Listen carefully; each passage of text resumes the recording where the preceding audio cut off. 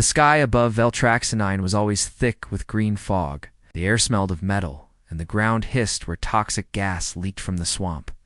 Most people avoided this place. But Joran, a young human engineer, didn't have a choice. He was low on credits and needed to find scrap parts to sell. He walked carefully.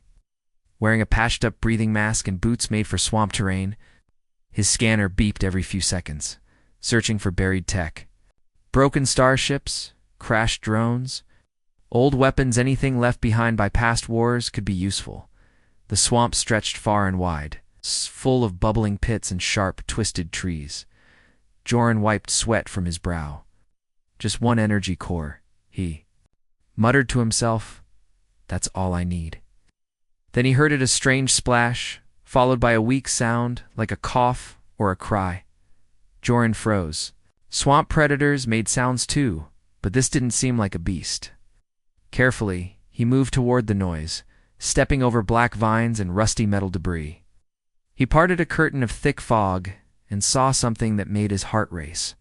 A figure was sinking into a pit of bubbling green sludge. It was a person, maybe female, from the shape, but she was half submerged, barely moving. Without thinking, Joran dropped his scanner and rushed forward. "Hold on," he shouted, the ground around. The pit was soft and dangerous. He tied a rope to a tree behind him and wrapped the other end around his waist. Taking a deep breath through his mask, he stepped into the slime, grabbing the stranger by the arm. The liquid burned through his outer gloves, but he held on tight. "Come on, come on." She was heavier than he expected, and her armor was strange silver, cracked with glowing lines that had long stopped shining. Her helmet was missing, and her face was hidden by wet hair and mud.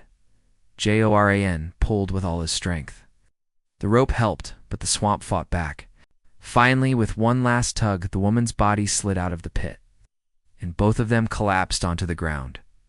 Joran coughed hard, his arms burning. His gloves were ruined, and his skin stung, but he didn't care. He turned to the woman. She was still breathing, but weakly. He touched her shoulder. "You alive?" She didn't answer. Her body was cold, her eyes closed.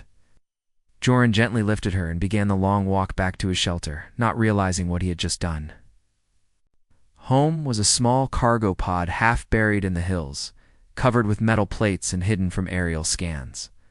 It wasn't much, but it had clean air, dry clothes, and basic tools. He placed the woman on a flat bed, removed her broken armor piece by piece, and washed the mud from her face. She had deep scars, like something had burned into her skin long ago. Her skin was pale gray with a faint shimmer, and her hair was silver. Tangled with swamp debris, she didn't look like any human. Joran sighed. "Who are you?" he whispered. He gave her clean water and used an old medical bot to scan her. The machine blinked in confusion, couldn't read her vitals, but it said she was alive. He sat nearby, keeping the room quiet. Outside, the swamp groaned and hissed. Inside, the woman slept. Hours passed. Joran cleaned her armor, puzzled by its design. It had symbols etched into Italian writing he didn't understand, but the craftsmanship was beyond anything he'd seen. Not even Dominion. Tech looked this advanced. Later that night, she stirred. Her fingers twitched. Then her eyes opened sharp, glowing faintly blue, full of confusion and strength. Joran stood quickly. "Hey, it's okay. You're safe." She sat up too fast, looking around with fierce alertness. Her eyes locked onto Joran. For a moment, she looked ready to strike, but her body betrayed her. She winced in pain. "You pulled me out," she said, her voice low and steady, but strange. Her words had a slight echo, like more than one voice speaking. "Yeah," Joran said with a shrug. "Didn't think about it. You were sinking." She looked at her hands, then at her armor beside the bed. "Why?" Joran blinked. "Why did I pull you out?" She nodded. "Because you were dying." The woman stared at him, silent for a long moment. "How most would leave me." "Well," Joran said with a half-smile, "I'm not most people." She didn't smile back. She looked away, eyes staring at nothing. "You made a mistake," maybe Joran said, sitting back down, "but I don't regret it." The next morning, she tried to stand. Joran helped her up, and she led him barely. Do you have a name? She paused, then said Kalira. Joran repeated it slowly. Kalira sounds important. She didn't respond. Her face was calm but distant as she walked. Slowly across the room, Joran noticed the way she moved like a trained fighter. Every step was measured, controlled. Her hands stayed close to her sides. Ready? Were you a soldier? He asked. She turned slightly. I was. Many things. Joran looked at her broken armor, the strange energy circuits, the deep scars. Something about her didn't fit. She was more than just a lost traveler. He didn't push further. Can stay here as long as you need, he said simply. Kalira looked at him again, eyes unreadable. You saved me. That will not be forgotten. Then she sat down, watching the door. Her hand resting near the piece of armor where her blade once sat. Joran didn't know it yet. But the quiet woman he'd rescued from the swamp was more than a survivor. She was a legend, and her story was just beginning. The small shelter in the hills was quiet, but something had changed. Kalira was awake now, fully aware and alert. Joran could feel it in the air. Before she had been weak, silent, resting. Her eyes were sharp. Her movements, though slow, were careful and controlled, like someone trained for danger. Joran didn't ask many questions. He gave her food, water, and space, spoke only when needed, trying to make her feel safe. One evening, while Joran repaired a broken power cell, Kalira finally spoke without warning. You are not a soldier, she said quietly. Joran looked up from his tools. No, he replied. Just an engineer. Grew up on a trade ship. Learned to fix things early. She nodded. But you carry yourself with care. Joran gave a small smile. On this moon, if you don't move carefully, you end up in a toxic pit. Kalira didn't laugh. She never did. Instead, she looked at her armor now cleaned and resting on the table nearby. Her fingers brushed the silver chest plate with something like sadness. This armor is not just metal, she said. It was part of who I was. You were? Joran asked. She looked away. The next few days passed slowly. Outside, swamp storms rolled in and out. Acid rain fell from the clouds, and the ground steamed. Inside, Kalira slowly regained her strength. Each morning, she walked a little farther around the shelter. She used her old training drills to move her body. Joran watched from a distance as she practiced strange stances and quick hand motions. Form of combat style he had never seen. She was graceful and deadly, even when weak. One night, after a quiet meal, Joran finally asked what had been on his mind for days. You're not just any warrior, are you? Kalira looked up. Her blue eyes reflected the flickering light of the small heater. I was called Starblade once, she said softly, before I disappeared. Joran blinked. Wait, the Starblades? From the Zereth War? She nodded.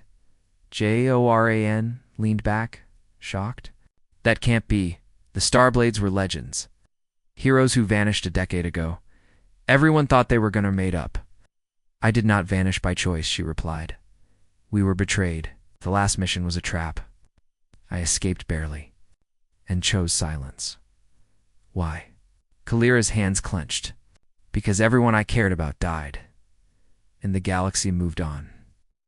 I let them believe I was lost. Joran didn't know what to say. He had read about the Zereth War as a kid. The Starblades were known for turning the tide against the Dominion, a powerful empire that ruled half the galaxy. They were fast, fearless, and almost unstoppable. And now, one of them was sitting in his tiny shelter, injured and silent. Kalira stood slowly and walked to the door. She opened it and looked out into the foggy swamp. They will come for me, she said. They always do. That same night, Joran noticed something odd in the sky, faint red lights blinking, moving slowly over the hills. He grabbed his scanner. Dominion drones. 3 of them close. He rushed inside. Kalira, we've got trouble. Shh. She was already moving, grabbing her armor and strapping it back on piece by piece. Even damaged, it looked powerful. They tracked me, she said. Maybe the beacon reactivated? What beacon? Joran asked. She didn't answer. Instead, she walked outside, her boots crunching the dry grass. The drones were now flying low, scanning the ground. Stay back, Kalira said. Joran hid behind a rock, peeking out. He watched as Kalira raised one arm. Small blade extended from her armor with a sharp click. The drones saw her. They shifted direction and flew toward her, fast and loud. Kalira didn't move until they were close. Then, with sudden speed, she leaped high into the air and struck one drone mid-flight. Sparks exploded. She rolled on the ground, then flipped. Up and sliced through the second drone in one clean motion. The third drone fired a shot, but Kalira spun, dodged, and threw a thin metal disc from her belt. It hit the drone's eye and sent it crashing down. Joran stood frozen. The whole fight took less than 10 seconds. She walked back calmly, as if nothing had happened. That Joran whispered was impossible. No, Kalira said. It was training. Later, as they sat inside again, Kalira cleaned the cut on her arm without showing pain. They will send more, she said. Stronger machines, maybe even soldiers. Joran nodded. We need to move. I must reach the forgotten outpost in the mountains, she said. There's something hidden there, something I left behind. What is it? Joran asked. Kalira hesitated. A key to something bigger. Joran didn't understand, but he trusted her now. She had saved him from the drones just as he had saved her from the swamp. You can't go alone, he said. Let me help. Kalira looked at him for a long time. You're just an engineer. True, Joran said. But I can fix broken things, and right now, it looks like the galaxy is broken. A faint smile almost reached her lips, but it faded. Very well, she said. We leave at dawn. Outside, the fog thickened again, but inside the shelter, a new bond had started to form, not just between two people, but between past and future. Kalira, the lost Starblade, had awakened, and Joran, the ordinary human, had unknowingly become part of a battle that stretched far beyond the poisoned swamps of Veltrax-9. Together, they would face what came next. The green sky of Veltrax-9 was still dark when Joran and Kalira left the shelter behind. The swamp stretched endlessly in every direction.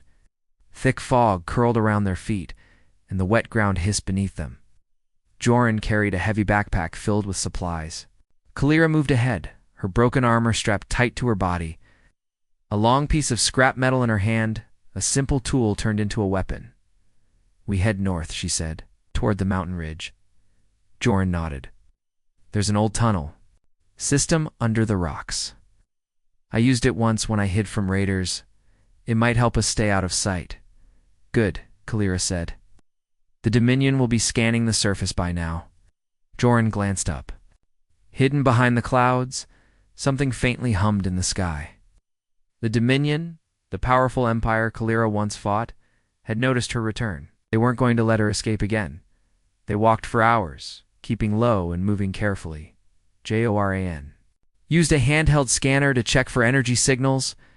Every so often the device beeped, softly scanning drones flying in wide circles above the swamp. The Dominion was searching for them, just as Kalira had feared. They passed the wreckage of an old battleship half buried in mud. Kalira paused to stare at it. Xerath design, she said quietly. One of ours? From the war? Joran asked. She nodded, touching the metal hull. I led a team through this region 10 years ago. We took down a Dominion research base here, but this ship, it didn't survive. Joran noticed her eyes grow distant, full of quiet sadness. She didn't say anything else. They moved on. By nightfall, they reached the foot of the mountains. The air was colder here. Blackstone cliffs rose into the sky, sharp and dangerous. Joran led the way to a narrow crack in the rock wall, a hidden entrance to the tunnels. Inside, it was dark and silent. The air smelled like rust and dust. Joran turned on a small light from his belt. They moved through the narrow space. These tunnels go under the mountains, he explained. There's a lift at the other end, but It hasn't worked in years. I can climb, Kelleher said. Joran smiled. I figured. As they walked deeper into the tunnels, something began to bother Joran. His scanner was picking up strange signals, short bursts of energy like something tracking them. He showed it to Kelleher. Could be Dominion scouts, he said. Kelleher studied the readings. No, these signals are too weak. They're masking their presence. Joran looked at her. You think they're already here? Kelleher didn't answer, just raised her weapon and stepped into a battle-ready stance. Moments later, the sound of metal feet echoed down the tunnel. They weren't alone. 3 Dominion stalker units stepped out of the shadows, their black armor shone in the flashlight's glow. Their eyes glowed red, and long energy blades extended from their arms. Kelleher didn't hesitate. She moved with speed and grace, leaping forward to meet them head-on. Joran dropped his pack and ducked behind a stone pillar. He wasn't a fighter, but he had something better his mind. Quickly, he pulled out an old EMP charge from his bag and started rewiring it. Meanwhile, Kelleher struck the first stalker in the neck. Sparks flew. The machine spun, fast and deadly, but she was faster. Her scrap blade sliced through its chest, and it fell in a heap. The other 2 attacked together. One blocked her strike, while the other tried to grab her from behind. She twisted and rolled, landing behind them. She kicked one hard in the back and swung at the second, cutting deep in 2. It sighed, but one of the machines struck her shoulder and she stumbled. Now Joran. She shouted. Joran pressed the charge and threw it into the center of the fight. A bright pulse of light exploded across the tunnel. The remaining stalkers sparked wildly, systems overloaded. They dropped to the ground, motionless. Silence returned. Kelleher breathed hard, holding her wounded arm. Nice throw. Nee stepped out, shaking. I didn't know it would work. It did. She said simply, they found an old rest station in the tunnels, a small room with cracked lights and ancient benches.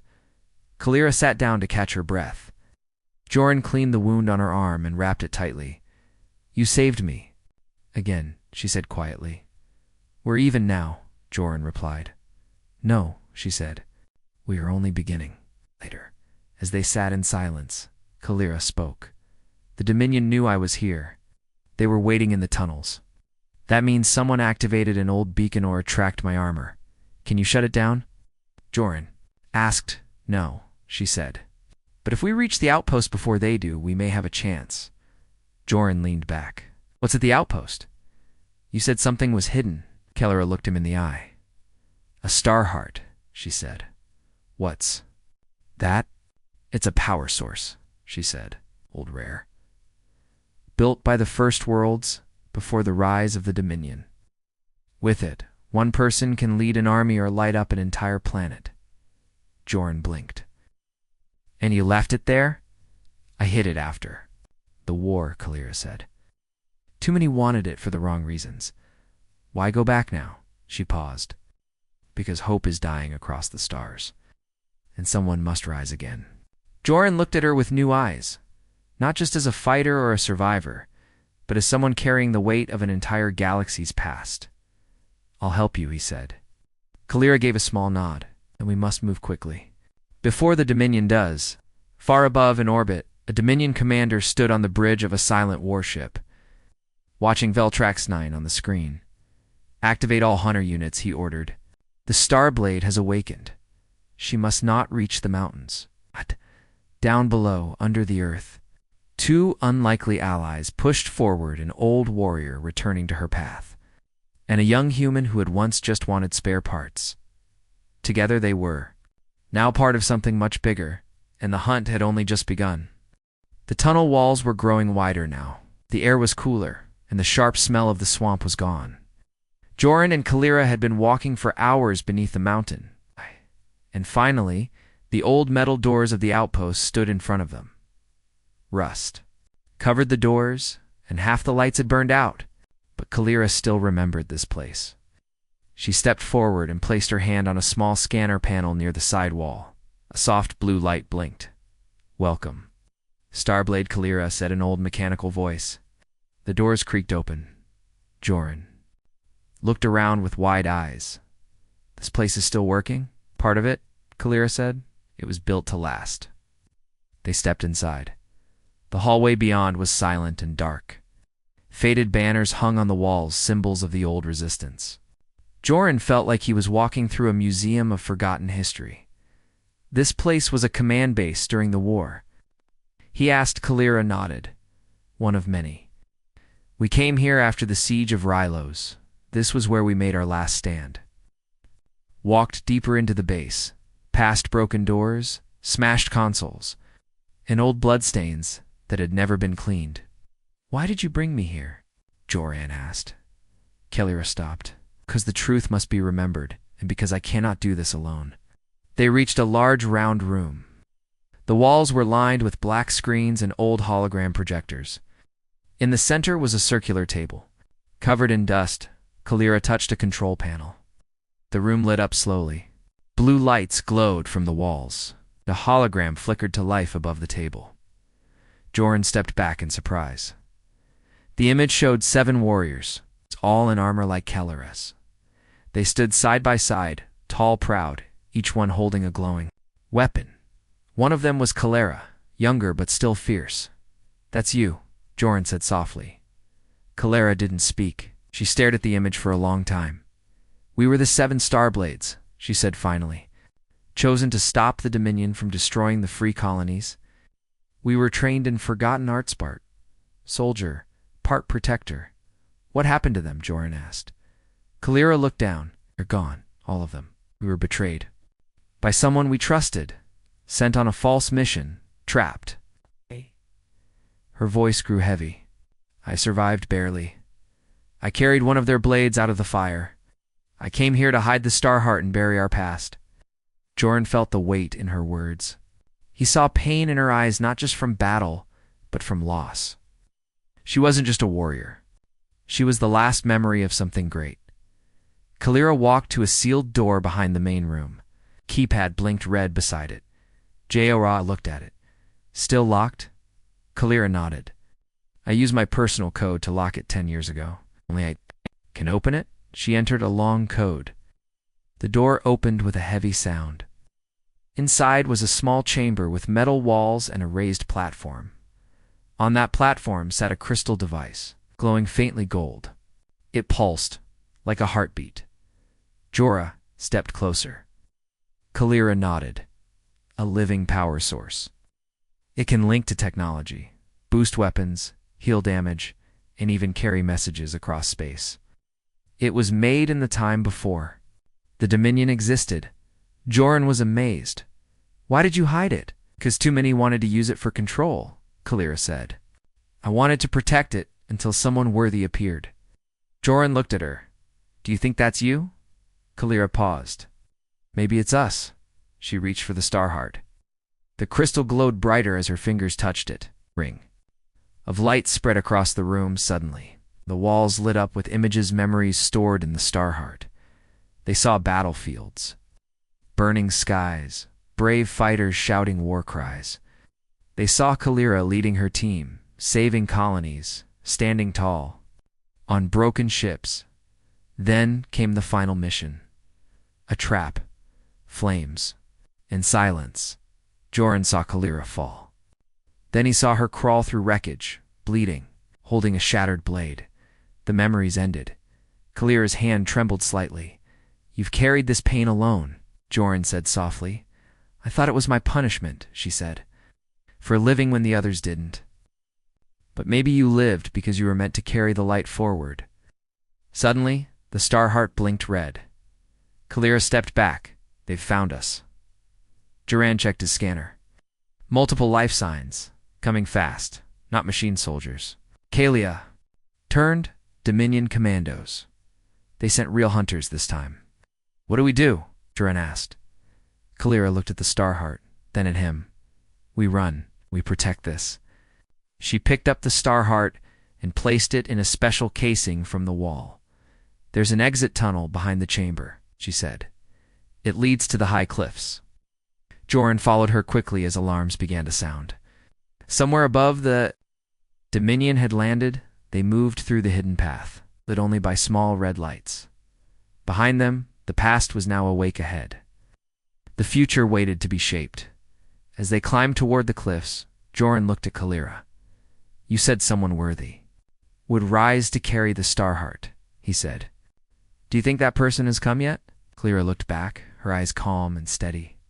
"Yes," she said, "but it's not just one person. It's anyone who chooses to stand for something better. Even an engineer who once just wanted spare." Parts Joran smiled. They stepped out into the open sky, far below.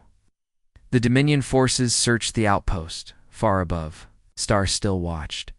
And deep within Kalira's heart, the fire of a fallen legend began to burn again.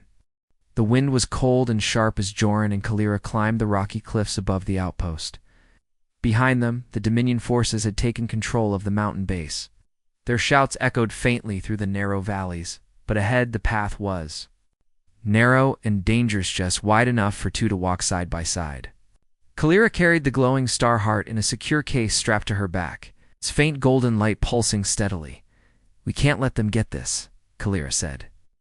"If the Dominion controls the Starheart, they will crush every rebellion." Joran nodded, adjusting his pack. "So what's the plan?" Kalira stopped and looked toward the horizon. In the distance, across the valley, a ruined fortress sat atop a hill. Its walls were broken, but it was high ground and it held an old transmitter tower. "If we reach the transmitter, I can send a signal," Kalira explained. "A call to the free colonies, a warning that the Starblade has returned." Eyes widened. That could change everything. Kalira smiled faintly. It must. They moved quickly but carefully, avoiding open areas. The cliffside path twisted around jagged rocks and loose stones. Every few steps, Kalira paused, her body tense and alert. Joran was exhausted but kept pace. He'd never seen anyone so focused. This was no ordinary fight. This was a battle for hope itself. Suddenly, a loud crack split the air. Rocks above them tumbled down, narrowly missing Kalira's feet. "Ambush!" She shouted from the shadows. A squad of Dominion soldiers appeared, their black armor gleaming under the moonlight. They raised energy rifles and fired. Kalira moved first, throwing herself forward with speed that surprised Joran. She dodged the blasts and closed the distance. Cutting one soldier's weapon in half with her blade, Joran dropped to the ground. Pulling out a small pulse grenade from his pack, he aimed and threw it toward the attackers. The explosion rocked the cliffside, sending two soldiers tumbling. Kalira fought fiercely, her blade flashing in the dark as she dissembled two more soldiers. Joran covered her, using his gadgets to block and confuse the remaining foes. Within minutes, the Dominion squad was defeated, retreating into the night. Joran breathed hard. That was close. Kalira wiped her blade clean. "They will come. Again, we must be faster." They pressed on, reaching the ruins just before dawn. The old fortress was cold and empty, but the transmitter tower still stood tall. Kalira approached the control panel and connected the Starheart to the system. "Powering up," she said. The tower hummed as energy flowed through it. Joran watched as the room lit up with blinking lights and the soft pulse of the Starheart. Suddenly, alarms sounded outside. The Dominion was closing in. "We don't have much time," Kalira said. "Help me finish." Joran worked quickly, fixing broken wires and rerouting power. Kalira stood guard, watching the windows for enemies. Finally, the transmitter flashed green. Kalira activated the main console. A message began broadcasting across the stars. "The Starblade has returned. The Dominion's grip is weakening. All free colonies must rise and unite. Hope is not lost." Outside, Dominion ships appeared on the horizon, dropping soldiers to reclaim the tower. Kalira drew her blade, ready to fight again. Joran grabbed his tools and looked around. "We can't hold them here." Kalira nodded. "No, but we can slow them down." She took Joran's hand briefly. "Thank you for everything." Joran smiled. "We're in this together." The battle began. Kalira moved with grace and power, cutting through enemy lines with skill only a true warrior had. Joran used his engineering knowledge to set traps and disable weapons. Together they were more than just a fighter and an engineer. They were a team fighting for a future. Though outnumbered, their courage inspired others. In the distance, first signs of rebellion began to flicker across the planets, signals responding to the call. Kalira's voice rang clear as she led the defense. Hold the line. Home for freedom. Hours later, as the sun rose, the Dominion forces began to retreat. Joran and Kalira stood among the ruins, exhausted but victorious. We did it, Joran said quietly. Kalira nodded. This is just the beginning. She looked at him, her eyes shining with hope and determination. Together, we will rebuild. Together, we will fight for a better galaxy. Joran smiled. I'm ready. Far away, in the heart of Dominion space, commanders watched the message spread and the rebellion grow. The Starblade was back, and with her, a new light for the galaxy. The stars shone brightly over the outer colonies, their cold light shimmering on the hull of the small ship carrying Joran and Kalira. The message had spread like wildfire, across countless planets. People listened and hoped. The Starblade had returned. Inside the ship's small cabin, Kalira sat quietly, her gaze steady and calm. The glowing case that held the Starheart rested on the table before her. It pulsed gently, a soft golden rhythm that filled the room with warmth. Joran entered. With a cup of warm tea, he handed it to her, and she accepted it with a small nod. The rebellion is growing, Joran said softly. Fires are lighting across the colonies. People are ready to stand. Kalira took a slow sip of the tea. Hope is a fragile thing, but once it catches fire, it can change the course of history. Joran smiled. You make it sound easy. Kalira looked at him. Nothing worth fighting for is ever easy. The ship shook suddenly. Joran gripped a nearby panel. Incoming transmission, the computer announced. Kalira stood and moved to the console. The screen flickered, and a familiar face appeared, a human woman in a command uniform. Commander Mira, Kalira said. Mira nodded, her eyes serious. Starblade Kalira, we received your message. The resistance grows stronger, thanks to you and your friend? Joran smiled quietly. We have news, Mira continued. The Dominion fleet is regrouping, but their hold on the outer colonies is weakening. Many systems are declaring for the free colonies. Kalira's eyes narrowed. Good, but the Dominion will not give up easily. No, Mira agreed. That's why we're sending reinforcements. We want you and Joran to lead a strike. Team to retake the Veltrax system. It's strategic and symbolic. Joran looked at Kalira. Looks like we're not done yet. Kalira nodded. Then we prepare. Days passed as the team gathered fighters from different planets, humans, aliens, engineers, and soldiers alike. Kalira and Joran trained side by side with their new allies. Joran showed them how to use old tech in new ways, rigging traps, hacking Dominion drones, and repairing weapons quickly. Kalira taught them the art of combat, discipline, and courage. She was a patient teacher, her voice steady and firm. Together, they forged a force ready to face the Dominion. The day of the battle came. The skies over Veltrax burned with fire and laser light. Dominion warships hovered like dark shadows, but the resistance fighters pressed forward. Joran piloted a small fighter craft, weaving through enemy fire to deliver supplies and evacuate wounded. Kalira led ground troops, her blade flashing through enemy lines, inspiring everyone around her. The fight was fierce. Dominion forces fought with desperation, but the rebels fought with hope. At a critical moment, Kalira and Joran found themselves surrounded. The Dominion commander appeared, a tall figure clad in heavy black armor. His voice was cold and commanding. You cannot win, Starblade, he said. Surrender, and your life will be spared. Kalira stood tall. I will never surrender. Joran stepped forward, standing beside her. We fight for the future, not just for survival, Commander sneered, and signaled his troops to attack. Kalira and Joran fought back to back, their moves perfectly coordinated. The battle was tough, but they did not give up. Finally, Dominion forces retreated. Victory was theirs. The rebels cheered. But Kalira and Joran knew the war was far from over. As the sun rose over the battlefield, Kalira turned to Joran. "You risked your life for me when you didn't even know who I was," she said quietly. Joran smiled. "I saw someone who needed help, nothing more." "But it was more," Kalira said, "'cause you believed in something bigger, 'cause you showed kindness in a dark place." Joran looked at her, feeling something new, a bond, beyond friendship or duty. "I'm glad I pulled you from the swamp," he said softly. Kalira nodded, "And I am glad you did."